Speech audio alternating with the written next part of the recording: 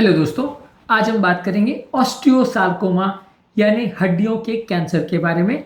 ये ज़्यादातर हड्डियों में होने वाला कैंसर ज़्यादातर बच्चों में देखा जाता है या यंग एडल्ट्स में देखा जाता है। उन एज ग्रुप्स में जहाँ रैपिड बोन की ग्रोथ होती है वहाँ पे कैंसर देखा जाता है। ये कैंसर क्या होता है, क्या इसके लक्षण होते हैं, क्या इसके कॉमन जगह होती है जहाँ पे देखने को मिलता है, कैसे इसके टेस्ट होते हैं और कैसे इसका ट्रीटमेंट है, लॉन्ग टर्म सर्वाइवल के चांसेस कैसे हैं, आज हम इस पर बात करेंगे।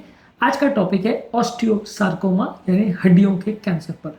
टॉपिक पर जाने से पहले जो लोग हमारे चैनल पर नए हैं उन्हें रिक्वेस्ट करूंगा कि चैनल को सब्सक्राइब करें, वीडियोस को लाइक करें, शेयर करें, फॉलो करें, पूरा देखें। हमारे कैंसर के चैनल पे हम अलग अलग तरह के सारे कैंसर्स को हमने कवर किया, उससे जुड़े अलग अलग एस्पेक्ट्स को हमने कवर किया, कैंसर के जनरल टॉपिक्स और एस्पेक्ट्स को भी कवर किया। तो ये सारे वीडियोज़ आपके लिए इंपॉर्टेंट है यदि आप कैंसर के बारे में जानना चाहते हैं और उससे बचने के तरीकों पर जानना चाहते हैं। टॉपिक को एंड तक देखिएगा। चलिए शुरू करते हैं इंपॉर्टेंट वीडियो।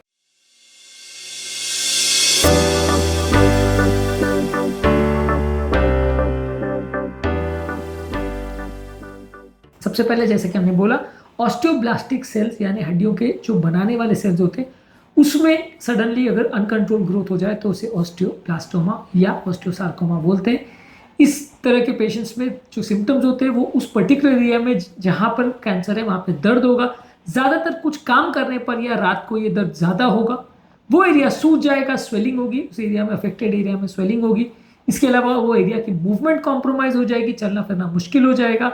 इसके अलावा अगर पाँव में अगर प्रॉब्लम है तो आदमी को चलने में लड़खड़ाहट होगी, लिम्प करेगा वो। इसके अलावा वो हड्डी जिसमें कैंसर हुआ है वो पर्टिकुलर एरिया वीक होने की वजह से वो एरिया में फ्रैक्चर होने का चांस भी बढ़ जाएगा।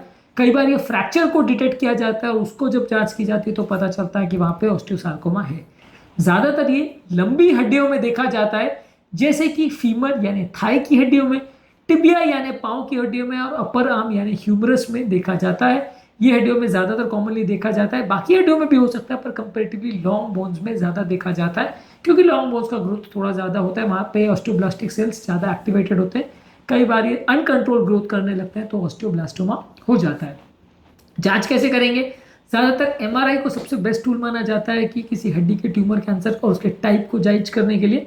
इसके अलावा सिंपल एक्सरे और सीटी स्कैन से भी मदद मिल सकती है, हालांकि एमआरआई को सबसे बेस्ट टूल माना जाएगा। यदि इसमें कोई प्रॉब्लम या डाउटफुल प्रॉब्लम दिख रही है तो आप उस एरिया का टुकड़ा निकालते हो और उसकी जांच करते हो और उसके बेसिस पे आप पेशेंट के एनालिसिस करते हो, उसको बायोप्सी बोलते हैं। इसके अलावा ब्लड में अल्कलाइन फॉस्फेटेज और लैक्टेज डिहाइड्रोजिनेज ये दो एंजाइम्स को भी टेस्ट करते हो जो कि बढ़ जाते हैं ऑस्टियोसार्कोमा के पेशेंट में, तो इसको भी आप जांच करते हो और ये ज़्यादा बढ़े हुए वैल्यूज मिल रहे हैं तो वो ऑस्टियोसार्कोमा की तरफ पॉइंट करेगा। हालांकि श्योर शॉट नहीं होता का फाइनल कंफर्मेशन तो बायोप्सी के बाद या एमआरआई के बाद ही होगा, लेकिन ये भी इसका एक ट्यूमर मार्कर की तरफ यूज़ कर सकते हो कि अगर इवेंट की वैल्यू ज़्यादा आ रही है तो ऑस्टियोसार्कोमा का टेस्ट आपको करना चाहिए। इसके अलावा इसका ट्रीटमेंट क्या है? ज़्यादातर इस तरह के पेशेंट में आप सर्जरी करते हो जिसमें जो पर्टिकुलर एरिया या जो हड्डी में प्रॉब्लम है उसको या तो पूरा निकाल दिया जाता है, कई बार पूरा हाथ पाँव जिसमें प्रॉब्लम है उसको भी निकालना पड़ता है। कभी कभार लिम्ब स्पेयरिंग सर्जरी की जा सकती है जहाँ पे जो एरिया इन्वॉल्व है उसमें आप उस पर्टिकुलर हड्डी का उस पोर्शन को कट करते हुए हाथ या पाँव को बचा लेते हो। अलग अलग केस में कैंसर कितना फैल गया उसके हिसाब से डिपेंड होगा कि आप हाथ या पाँव को बचा पाओगे या नहीं बचा पाओगे।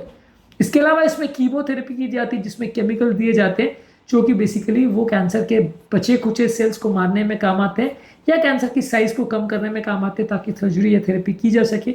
इसके अलावा आती है रेडियोथेरेपी। हालांकि ये ट्यूमर उतना ज़्यादा रेडियो सेंसिटिव नहीं होता, रेडिएशन थेरेपी से उतना रिस्पॉन्ड नहीं करता, इसलिए इस तरह के केस में रेडियोथेरेपी को उतना यूज़ नहीं करते हैं, फिर भी सिलेक्टिव केस में कर सकते हैं। ज़्यादातर केस में आपको सर्जरी या कीमोथेरेपी पर ही रिलाई करना पड़ता है। ज़्यादातर एक ट्यूमर काफ़ी अग्रेसिव होता है और अगर एक बार फैल गया तो शरीर के किसी भी और ट्यूमर की तरह पेशेंट की जान बचाना अक्सर बहुत मुश्किल हो जाता है। ये काफ़ी जानलेवा ट्यूमर है।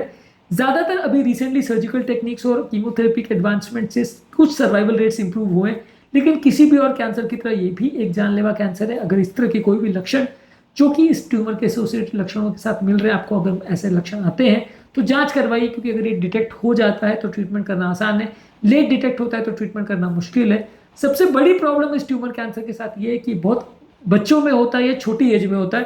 तो इस एज में अगर हो गया तो और पेशेंट को अगर अनडिटेक्टेड चला गया, आपने सिर्फ मान लिया कि बच्चे को दर्द इसलिए हो रहा है क्योंकि वो गिर गया था, चोट लग गई थी और आपने इलाज नहीं करवाया या जांच नहीं कराई, तो फिर प्रॉब्लम हो जाएगी, क्योंकि बच्चों का कैंसर है और बच्चे को हमें क्या है, हड्डी का दर्द वगैरह होता रहता तो मान लेते कि शायद गिर गया हो, पड़ गया होगा, चोट लग गई होगी, फ्रैक्चर हो गया होगा, इसलिए दर्द होता है।